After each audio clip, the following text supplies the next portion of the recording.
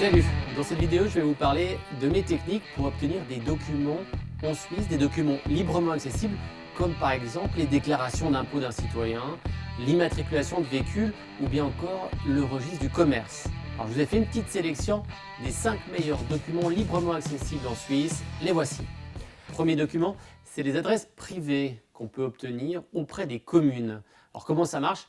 Si vous recherchez par exemple un oligarque russe, vous ne savez pas où il habite exactement, mais vous savez sa commune, il suffit de contacter l'administration communale pour obtenir l'adresse. Ici, c'était un oligarque russe qui était basé à Saint-Moritz. On a finalement obtenu son adresse et on a pu aller filmer sa maison et ses propriétés dans la commune de Saint-Moritz.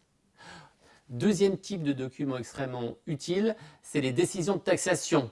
On peut obtenir auprès de l'administration fiscale de certains cantons, pas tous les cantons, mais par exemple le canton de Vaud, on peut obtenir une partie de la déclaration d'impôt d'un résident ou d'une entreprise. Attention, on ne peut pas obtenir par exemple les forfaits fiscaux, ça c'est pas possible. Et deuxième difficulté, c'est quand vous faites une demande à l'administration du canton de Vaud, l'administration cantonale informe la personne que vous êtes en train de faire des recherches sur elle.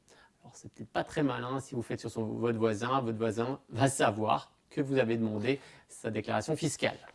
Troisième type de document, les plaques d'immatriculation, par exemple de voiture ou de moto. Vous avez une photo, vous avez donc un des éléments pour remonter l'identité d'une personne, mais vous ne connaissez pas le nom de cette personne ou le propriétaire en tout cas du véhicule.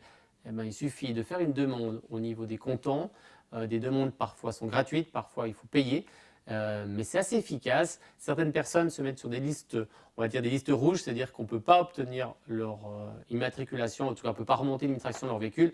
Ça reste encore relativement rare, donc c'est vraiment un outil très utile pour les journalistes. Quatrième type de document, les documents de justice. C'est donc les ordonnances de classement, les ordonnances, les jugements.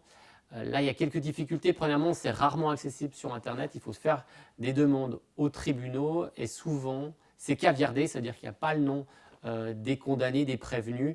On a quelquefois quand même, par exemple, le nom des avocats ou quelques éléments qui sont très utiles pour des enquêtes journalistiques. Dernier type de document, c'est le registre du commerce. Le registre du commerce, c'est accessible online sur Internet. Tous les cantons, mais aussi sur le plan fédéral, on a un site centralisé qui est très utile. On obtient plein d'informations sur les entreprises. On n'obtient par contre pas qui sont les actionnaires d'une entreprise, ça c'est pas possible. Mais il y a plein d'autres informations très importantes pour des enquêtes journalistiques. Voilà pour les 5 préférés. Si vous avez d'autres documents intéressants, d'autres types de documents intéressants, mettez-les en commentaire. J'ai également mis en commentaire les liens des reportages et des enquêtes qu'on a pu réaliser grâce à ces documents.